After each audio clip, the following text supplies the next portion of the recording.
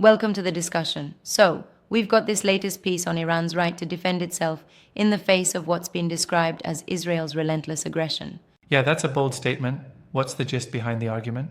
Well, the key point is that while Western media quickly jump on the right to defend oneself narrative for Israel, few have really examined the legality behind Israel's actions.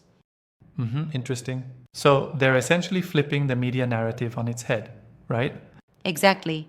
The discussion dives deep into international human rights law, and it's anchored by former United Nations human rights lawyer Craig Mokhiber, who has a lot to say about it. And that's the guy who resigned from his UN position, correct? Right, he resigned from his role as director at the UN Human Rights Office in New York just days before his planned retirement. He even called Israel's campaign a textbook genocide in his final communications. Yeah, that's heavy. Wow, that's a strong condemnation. Was there insight into why the UN response was so lackluster? Absolutely.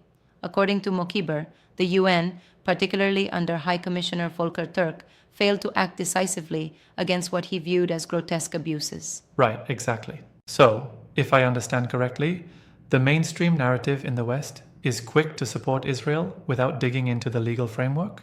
Precisely. It's like everyone is repeating the mantra of right to self defense without acknowledging the history or providing a competent legal analysis of the actions. That makes sense. Interesting. And what has been the reaction to Mokhiber's perspective overall? Well, his views have been pretty polarizing.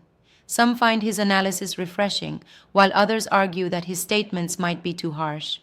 There's this debate about whether his claims about genocide and UN incompetence are oversimplifications. Yeah, I can see how it might stir controversy. Do you think his critique of the UN was fair? I mean, there's a strong case on both sides.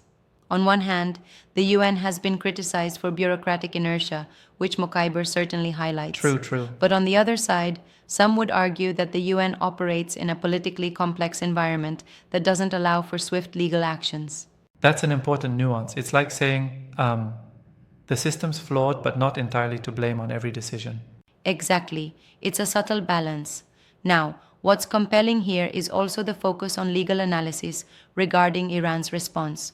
Mokhiber suggests that Iran's actions, the so-called defensive measures, bear a legal justification in contrast to the Very aggression from thought-provoking. Israel. But isn't there an argument that self-defense can be a slippery slope if not critically analyzed? Yeah, absolutely. It's like, if one country declares self-defense on a questionable basis, where does it end?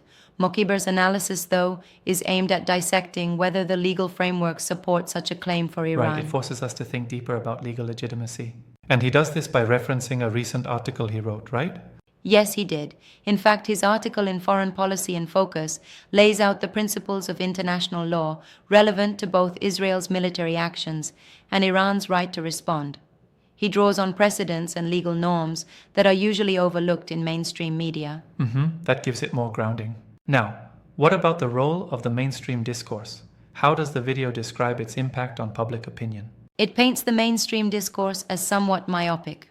Basically, the narrative tends to repeat the slogan, right to defend, without a second thought.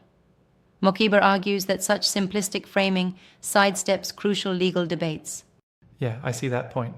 And doesn't this lack of nuance affect how international audiences view the conflict? Absolutely.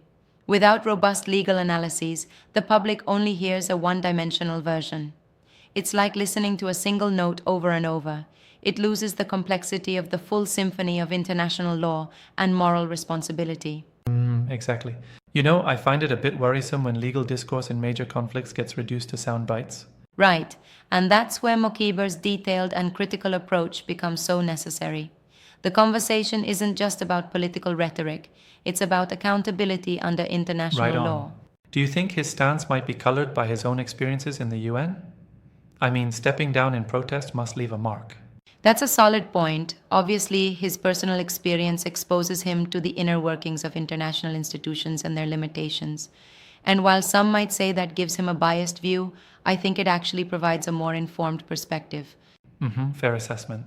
Still, I wonder if his harsh language, like calling the intervention a textbook genocide, could alienate potential critics who might agree with him on other points. I get that. His passionate language may indeed be seen as too incendiary by some, which might undermine the broader discussion. But then again, when the stakes are as high as they are, sometimes you have to use strong language to shake people out of complacency. True, that's a valid counterpoint. And what do you think about the juxtaposition of the media hype versus the legal reality here? It's quite compelling. It's like, comparing a flashy advertisement to the fine print of a contract. The media's broad strokes fail to capture the intricate details of international law, which is what Mokhiber lays out so meticulously. Absolutely. And this detailed breakdown really begs the question, are we getting the full picture when major news outlets just echo the defense rhetoric? Exactly. It's a wake up call, really. Without digging into the legal context, we're left with slogans that collapse under scrutiny when compared to the complexities of international norms and human rights. That's a crucial observation. It's almost like we're missing an entire layer of accountability that should be central to these discussions. Exactly, and that's why interviews like this one are so important. They force us to confront the question with legal rigor rather than just emotional slogans. Yeah, totally. You know, one aspect we should also consider is how this conversation might impact future policy debates. If more voices adopt this layered legal perspective, perhaps more balanced international responses could be crafted. That's the hope, right? If analysis becomes more nuanced, then maybe we can move beyond simplistic narratives. It's like the difference between reading the headline and studying the entire article. Exactly. Overall, it sounds like a call for a deeper, more informed debate on the legality and ethics of these conflicts. Absolutely. And whether you agree with every word Mokhiber says or not, his work pushes for an analysis that challenges the status quo of media narratives and forces a more critical look at international interventions. Right on, that's the takeaway. It's definitely a conversation worth continuing, both in academic circles and public discourse. Yep, it really makes you think who gets to define what counts as legitimate self defense and at what cost to international law and human rights? Quite the food for thought indeed. Thanks for this insightful breakdown. It's been a real deep dive into a complex issue. Thank you as well. Let's keep questioning these narratives and pushing for that critical analysis.